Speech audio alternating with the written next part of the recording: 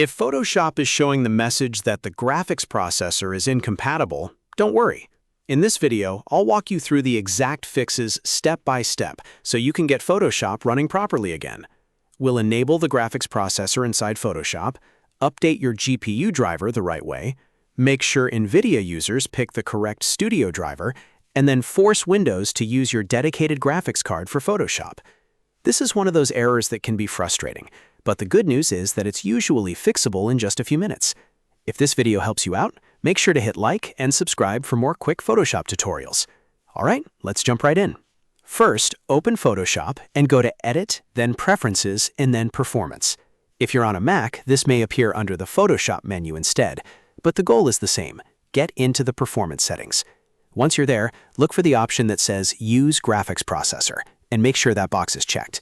This tells Photoshop to use your GPU instead of relying only on your system processor. After that, click Advanced Settings. Inside Advanced Settings, make sure options like Use OpenCL and Native Canvas are enabled if they're available.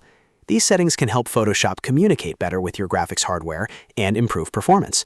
Once you've made those changes, click OK, and then restart Photoshop so the new settings can fully apply. If the error still appears after that, the next step is to update your graphics driver. This is extremely important because outdated or incorrect drivers are one of the most common reasons Photoshop says the graphics processor is incompatible. Don't rely on random driver sources. Go directly to the official support pages for your GPU manufacturer. If you have an NVIDIA card, go to NVIDIA's official driver download page. If you have an AMD card, use AMD's official driver page. And if you're using Intel graphics, go to Intel's official driver download page. When you're downloading drivers for NVIDIA, there's one very important detail to watch for. NVIDIA often gives you a choice between Game Ready driver and Studio driver. For Photoshop and other creative apps, you should choose Studio driver. The Studio driver is usually more stable for design, video, and editing software, and that stability can make a big difference when fixing graphics-related issues. So if you see a drop-down for download type, switch it from Game Ready driver to Studio driver before downloading and installing. After the driver update is complete, restart your computer and test Photoshop again. Now, if you're on a laptop or a desktop that has both integrated graphics and a dedicated GPU, there's another big step that can solve this issue. Sometimes Windows decides to run Photoshop on the low-power integrated chip instead of your stronger dedicated graphics card. That can trigger compatibility problems and make Photoshop think your GPU is unsupported. To fix that, close Photoshop completely first. Then open your Windows Start menu, type Graphics Settings, and open it. Under Custom Settings for Apps, make sure Desktop App is selected in the dropdown, then click Browse. Now navigate to your Photoshop installation folder. In many cases, it will be something like C, Program Files, Adobe, Adobe Photoshop 2026.